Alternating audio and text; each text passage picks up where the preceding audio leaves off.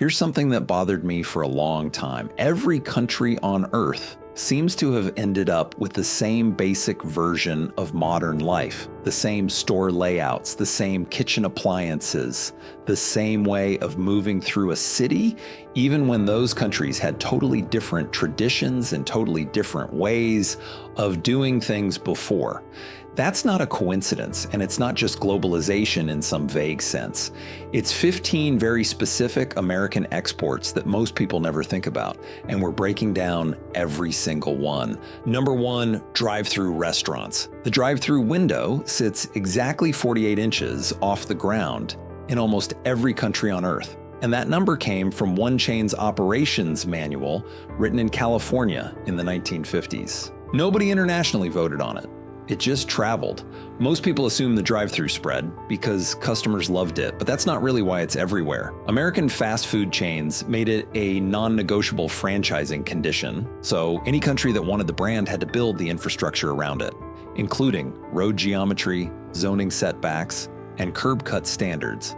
Number two, fast food franchising. Ray Kroc's 75-page operations manual told franchisees exactly how wide the fryer had to be, how many seconds a bun could sit before it got thrown out, and what temperature the dining room needed to stay at.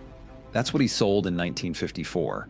Not hamburgers, a system. When that contract crossed a border, a franchisee in Germany or Brazil didn't just agree to sell the same food. Number three, supermarkets. For most of human history, buying food meant going to several different people.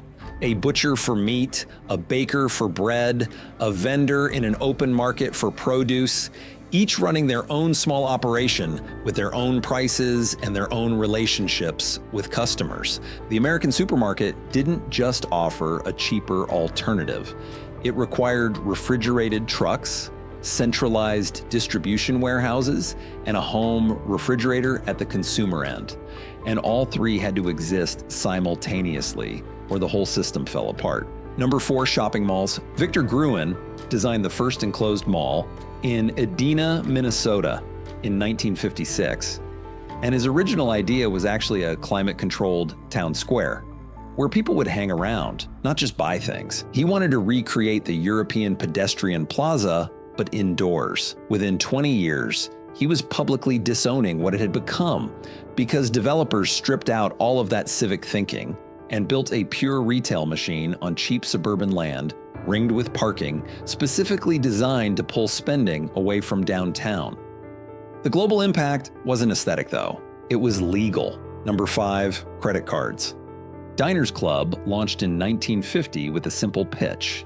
Businessmen shouldn't have to carry cash to restaurants. Within a decade, Bank of America had turned that idea into a mass consumer product and started licensing it to banks in other countries. Every merchant who wanted to accept it had to install a terminal, maintain a bank relationship, pay an interchange fee, and agree to dispute resolution rules written entirely around American banking law. Number six, ATMs. The ATM was invented in London in 1967, but the machine that set the global standard was the DocuTel, deployed by American banks in the early 1970s, and it required something most countries didn't have, a real-time interbank settlement network. So American banks built those networks, and they built them to American specifications. Number seven, suburban neighborhoods. The American suburb wasn't some organic cultural evolution. It came directly from the FHA mortgage guarantee program, which subsidized single-family homes on large lots outside city centers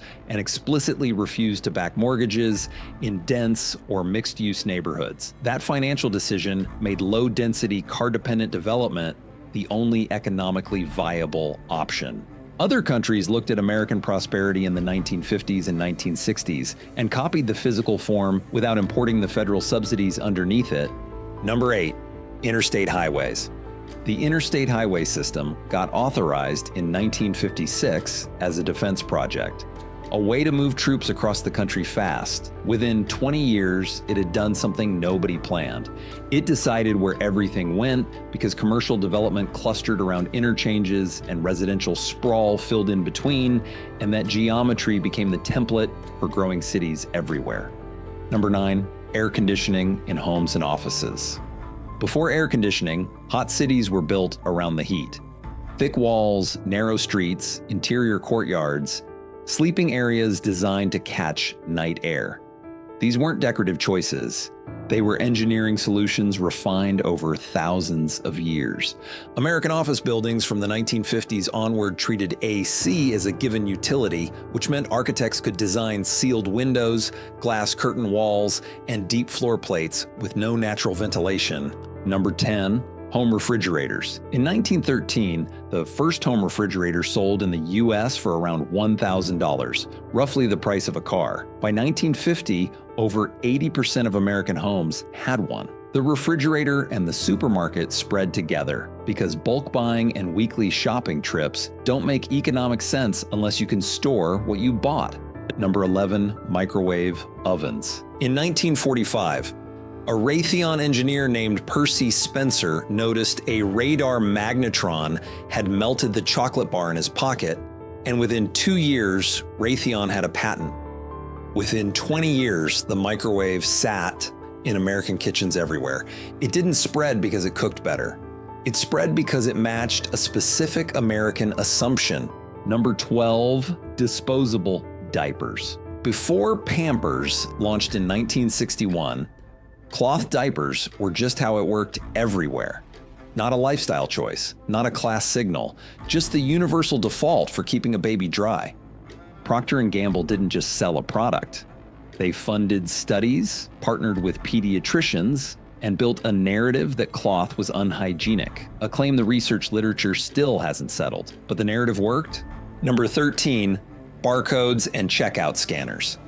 In 1974, a 10-pack of Wrigley's gum became the first product scanned at a checkout in Troy, Ohio. And the standard that made it work, the Universal Product Code, was written by a committee of American grocery executives who just needed their own supply chains to talk to each other. Number 14, email. Ray Tomlinson invented email in 1971 while contracting for ARPANET, a US military communications network, and the @ symbol he picked to separate usernames from host machines took him maybe a few minutes to decide on.